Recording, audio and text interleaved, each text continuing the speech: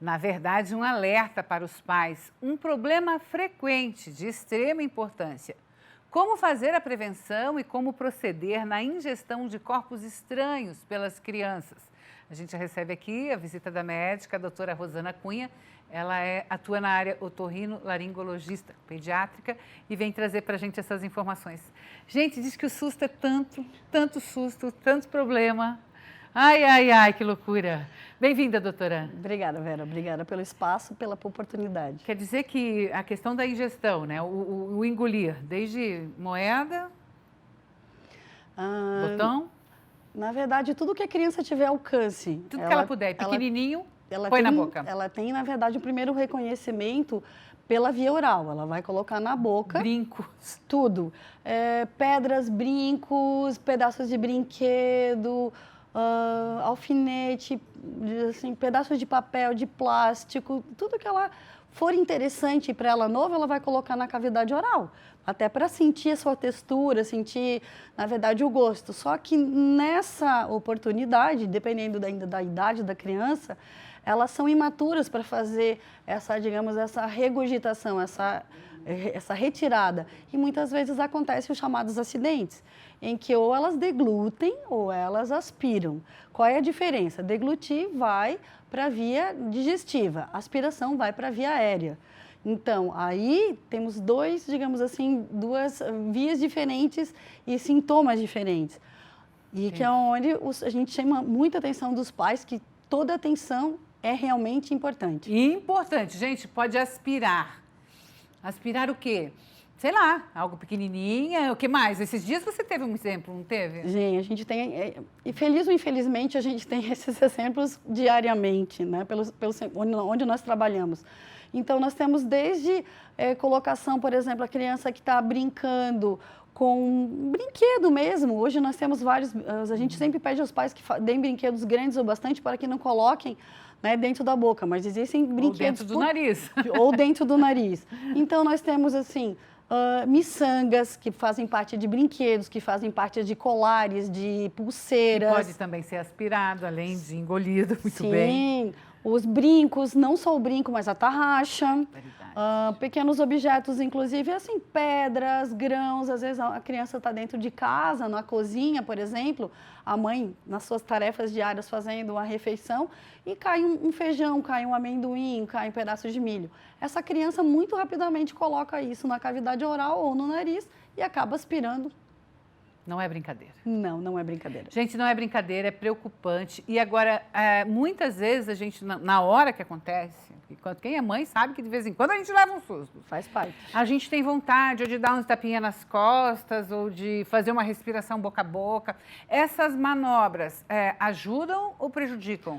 Em crianças abaixo de 3 anos de idade, o ideal é não fazer nenhuma atitude intempestiva, de bater no tórax, porque a partir do momento que esse corpo estranho esteja, na verdade, na orofaringe ou até no começo, digamos, dessa via aérea, se você bater, você não está empurrando, você não está projetando para fora, você está empurrando para mais baixo.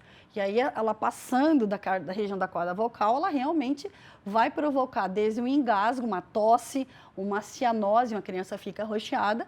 E se ela conseguir passar, melhora, mas aí começa com uma tosse recorrente. Então, esses são sintomas respiratórios.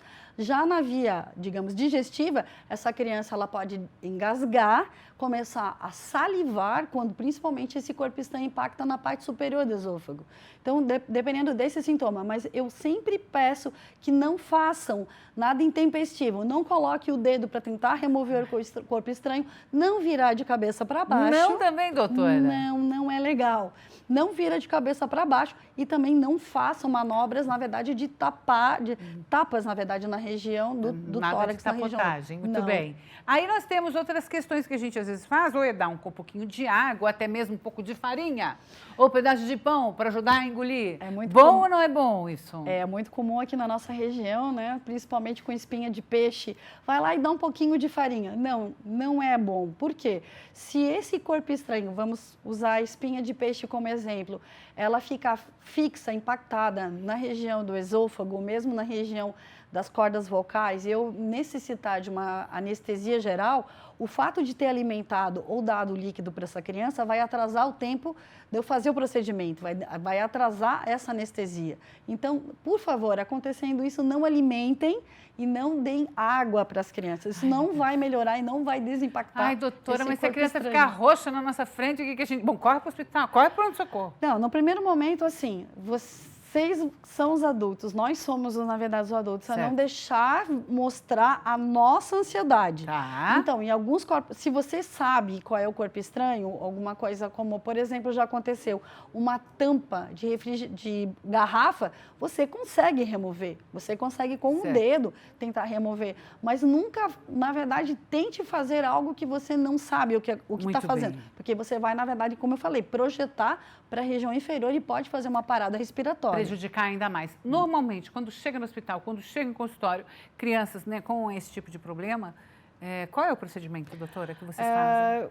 Endoscopia? Normalmente, assim, quando são corpos estranhos da região nasal, nós conseguimos fazer, na verdade, o diagnóstico. Por quê? Porque normalmente, infelizmente, pais e mães, 80% desses, digamos assim, desses atos não são visualizados pelos pais. Na verdade, o que vem é a queixa de um nariz entupido, um sangramento nasal, uma coriza unilateral, até um sangramento, uma dor de cabeça. E aí procura-se ajuda.